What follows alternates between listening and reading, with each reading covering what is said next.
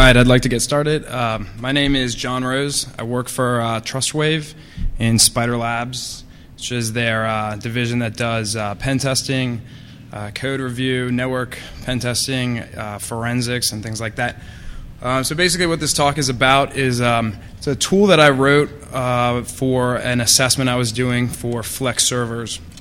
So the tool is called Deblaze, mainly because when I first wrote it, it was working on Blaze DS servers.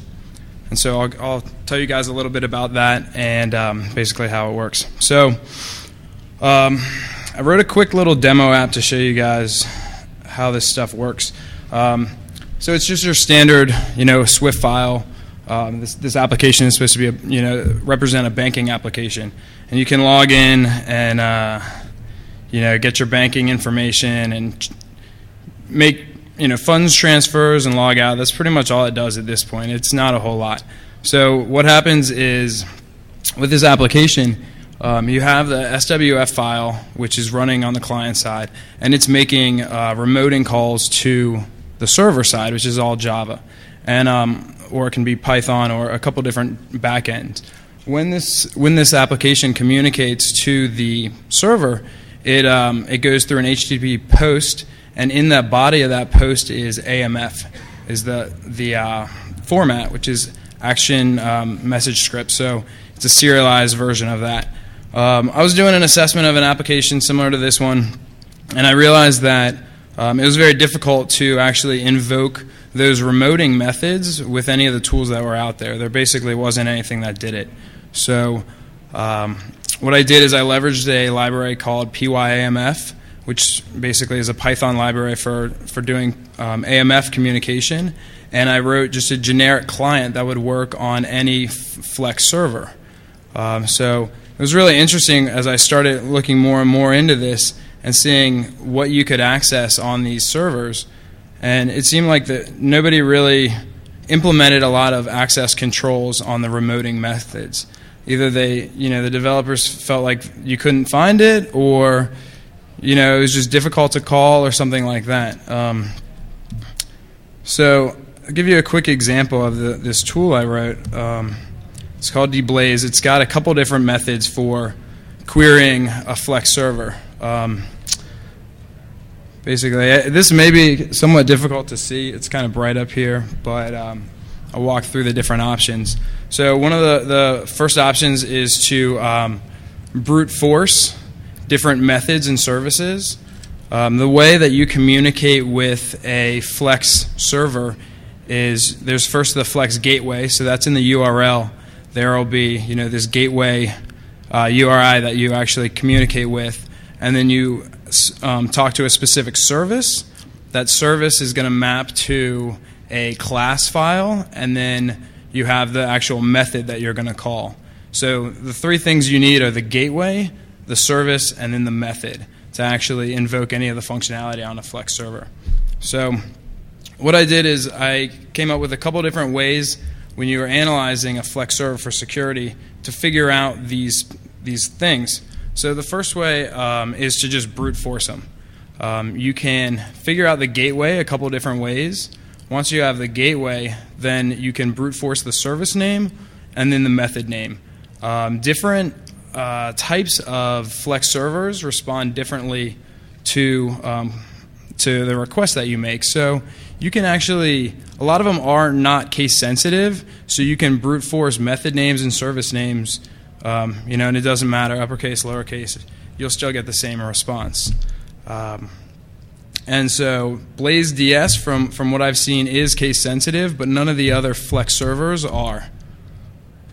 And then once you've figured out the service and the method, then you can figure out the parameters that those methods take.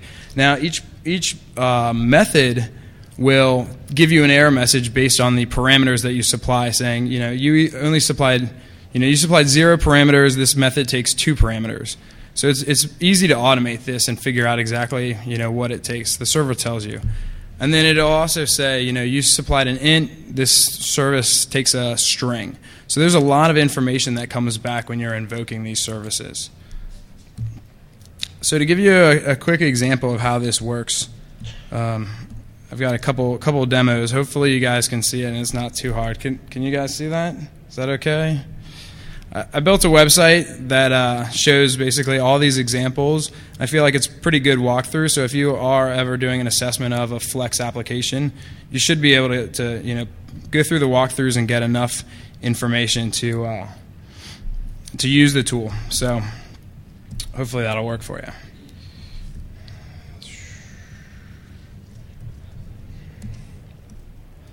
All right, so my first example here, basically I'm calling Deblaze, which is the tool. I'm supplying the URL to the gateway that's up here. And then also I'm supplying the -1 parameter, that means brute force the service. And then also I'm supplying a test method. And I'm just grepping through the results. Otherwise, it'll just spit out what's there or what's not there. And so it just brute forces the different services based on whatever list you have of service names. And so if you can see here, these two that came out, they're a little bit longer. It says this method test was not found on the service balance. So now I know that service name balance is valid, but it doesn't have a method called test. So then next, once you figured out that service, you can go back and then based on that service, you can brute force the method. And it's pretty much the same thing.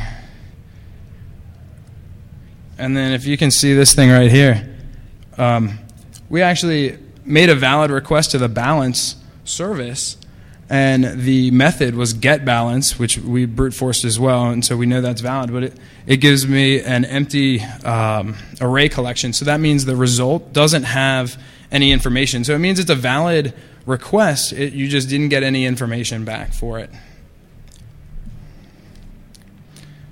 So one of the things I wanted to do is once you've figured out you have a valid service, you have a valid method, you want to go through and you want to try different parameters to try to fuzz that and see what responses you can get. So in this example, I'm just going through and fuzzing these different parameters that for that same method. And if you see some of these responses, it's going to say, let's see, cannot convert type Java lang string to value, whatever the fuzz value is. It's all these different values to instance of int. So it's providing a lot of information. I've seen this on all the different implementations of Flex servers, whether it's Python or AMF PHP or BlazeDS or the lifecycle data services. So all of them provide a lot of information back. So here's an example of a valid call. Basically, the parameter that I'm supplying here is the account number for getBalance, and it returns back my account balance information from that banking app. One of the things that I noticed a lot was applications. They try to put some of the security controls on the client side. It's the same old problem, but they don't enforce it on the server side. So I've seen Flex apps where you can just reset users' passwords like this. I mean, you're just arbitrarily grabbing accounts and things like that. So another thing you can do is I created just a little bash script, and you can just loop through these different account balances, potential accounts. So you go through just brute force them. And so this is going to return all this information, right? And it depends what your services and things like that. So another thing that I did besides manually calling these, one of the ways that I figured out how to determine whether there were valid services and methods and stuff like that is I use this SWF dump tool. And so what SWF dump is going to do is it's going to take your SWF file and basically convert it back into more human-readable bytecode. And so what you can do is you can grab a SWF file, convert it back to that bytecode, and then grep through that for the remoting methods and other things that'll give you more information on the remoting stuff. So in this example, and I've seen this on every version of SWF that was built with Flex Builder. So it really depends on how you build it, but the ones that I've seen have all been like this. And basically what this does, is I'm grepping through, I'm converting it back into the bytecode. I'm grepping through for a specific service tag, and which is embedded in a variable in the SWF, which tells you where the gateway is and what the services are. So on here, you can look through this. It's actually an XML file it comes back as, and it gives you the information, right? So instead of having to actually like parse through all that stuff, I created a little, I've kind of filled out the tool so it actually automatically does that for you, which is kind of nice. So here's another example where I search for the remoting methods. So actually after you query and figure out all the gateways from the SWF, you can find the methods too, right? So here they are. There's our balance, trans, and login, right? Now this isn't always the case depending on how the SWF is written. So you may have to search for different things, but it definitely helps out in finding these things. So another thing I guess I should say is that if you are using this tool to brute force method or to grep through and find the methods in an SWF, that might not be all the methods available on that Flex server. So you still probably want to brute force some things too, because maybe there's different SWFs for like an admin or a normal user, and all those methods and remoting stuff is exposed, but you don't actually see it in the SWF. So the next way that you can do it is there's this fully automated mode that I created that basically is going to download the SWF, grep through, pull out all the things for it, all the remoting methods, the gateways, the endpoints. It's going to go through all the services and the methods. It's going to figure out the proper number of parameters. Then it's going to do some basic fuzzing of those parameters and generate a report for you. I mean, this isn't going to auto-own anything for you, but it definitely gets you a lot closer, because those methods, once you can access them, potentially privilege escalation if it's admin-related functionality. A lot of times there's information that leaks out. They SQL injection, all your standard web app stuff.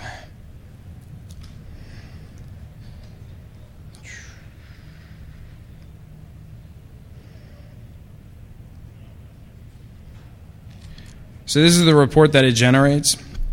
And the first page here has just the SWF analysis. So this is running SWF dump, basically the things that I pull out. So this is your gateways, your services, and your methods. Once you have that, it's basically all you really need to manually call all of those things and start doing it yourself if you want. Then I also have the methods that came back with a valid or seemingly valid response. And so you can see here it's got the URL, and that's your gateway. And then the service, which is login for this example, and the method is check creds. This was all pulled out of that SWF. It takes two parameters. The ones we supplied during the fuzzing was just 0, 0. And then the result was invalid username and password, right? So there's the login. And I think that's the only one that comes up here. And then you look at the errors, and you'll see that we found this transfer method, the transfer service with the make trans method, and it takes 4 parameters, but none of these actually worked correctly. And so you see here we get the wrong data type, which we saw earlier when I ran it manually. And then if you keep looking down through all these logs, it gives you a lot of information. So like for this example, it's got it gives you the whole SQL query and other stuff about what it's just a stack trace basically. And then also I also show any of the empty results. So that's basically where you query a method with what appears to be the right parameters, but you don't get any response back. So for this example, I have the balance and then the get balance method, but with one parameter of just 0, and I get an empty array collection back. So I didn't get anything. So if you remember earlier, I threw in the proper numbers for the account number, and I got the results back.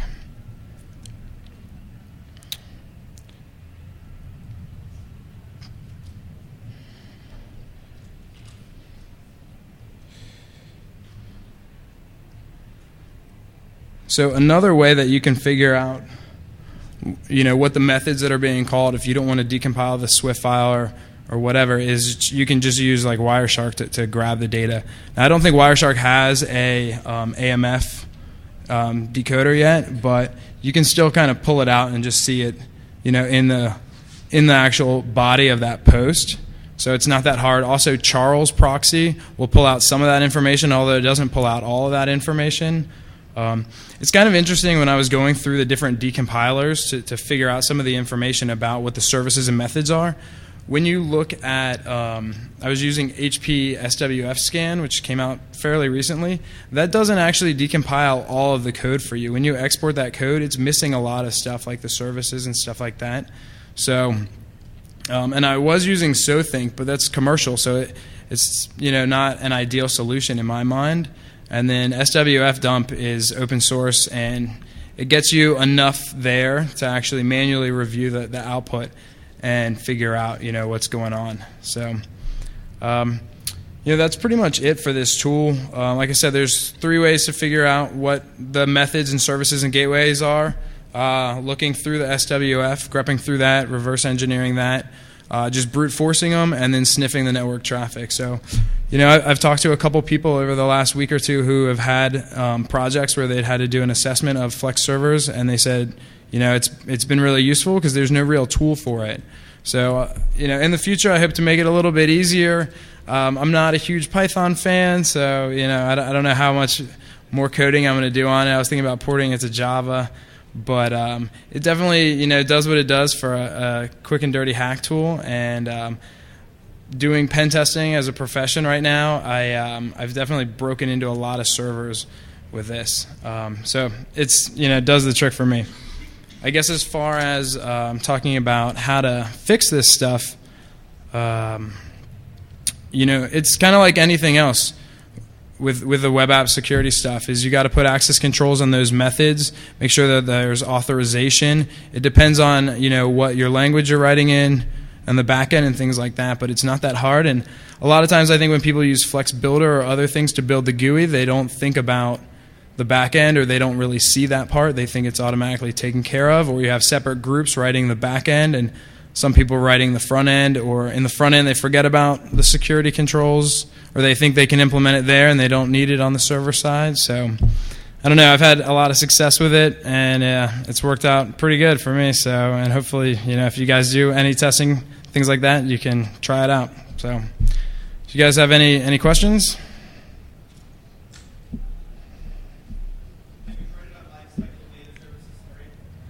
I don't know if I have tried it on Lifecycle Data Services 3. I have tried it on the Lifecycle Data Services, but I don't know what version it was because I didn't actually have access to the server. Do you know if there's any changes between the last version and 3 that would affect this tool? I don't think so, honestly, because I think it's more of an application code specific thing than really the server, although some of the error messages that come back are definitely generated by the server. So maybe if those got cleaned up, but I would be surprised, to tell you the truth.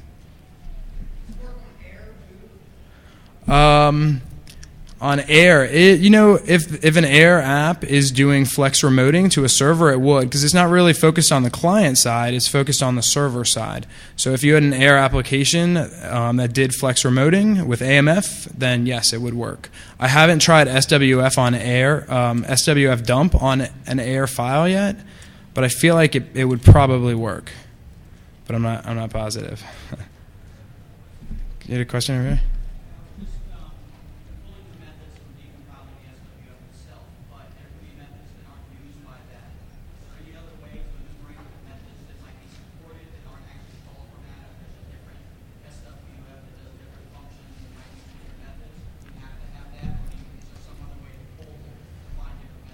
Right. Okay, so the question is, if you pull out the methods from the SWF, what if there's additional methods that are not in the SWF, right? How do you find those?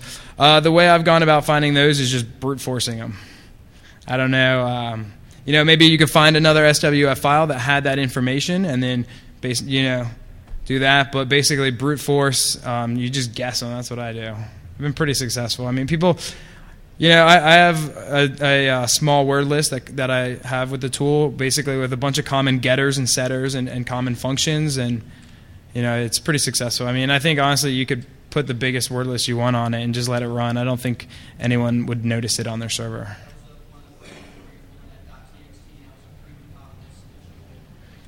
Yes, I have a list that you can take to either brute force services or the methods. Yep. Yes, question back here. So if you prefixed all your methods with a set of characters, then you can be brute force